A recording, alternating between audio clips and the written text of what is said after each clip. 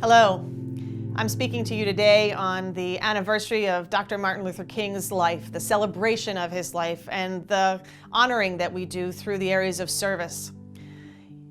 Even though there are 60 years that have passed since Dr. King charged us to really look at that whole notion of separate but equal, and really ensuring that while we have certainly revised the laws that govern how we treat people of diverse communities, we have a long way to go in reference to ensuring that those laws are fully upheld.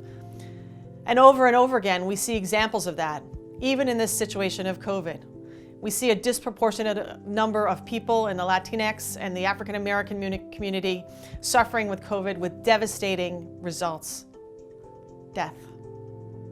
It is incumbent upon us as healthcare providers to ask ourselves and force ourselves to address these issues. Yes, it will be more difficult to get the vaccine to at-risk communities. We have work that we have to do in reference to reassuring them of the safety of the vaccine and ensuring that we have creative ways to deliver that vaccine for individuals that have limitations in both the geographic places where they live and the transportation that can get them to the vaccine sites. You know, I rely on our experts internally to teach us about the basics of the vaccine. One of the things that I hear over and over again is people are afraid to get the vaccine because they're afraid to give it to loved ones. The Pfizer and the Moderna vaccine are not vaccines that are made with live virus. You cannot give it to anyone else. And I learned that from Dr. Evelyn Balogun, our expert internally. She runs all of our employee health, our urgent care centers, and our community health programs.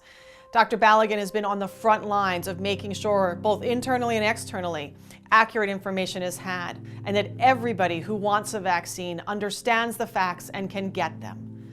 Now, I say that understanding the clamor for vaccines is just overwhelming. There is no place I go where people don't stop and ask me how to get one.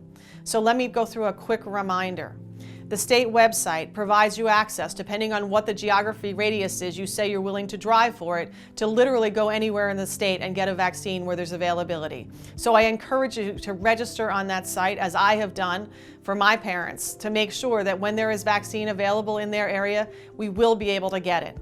In addition, Inspira has set up its website for you to be able to access, and we have limited the number of appointments we have based upon the vaccine that we have. We know all over the state people are being canceled after they have an appointment, and I'm sure that's tremendously frustrating. But again, we're contingent on how much vaccine releases from the federal government and the state receives, and then the state distributes to the vaccine sites. And so what is the message? The message is, again, we need to stay on top of that information, and we need to make sure that we are having a continual dialogue with the community to make sure we're providing the latest information. But I know at the end of the day, what you want is a vaccine for those 1.2 million people that have registered for it. And I guarantee you that we will get it to you as fast as we can, as will all the healthcare providers, because that is our #1 priority. But here's my bigger concern. My bigger concern are the 7.8 million people that haven't registered.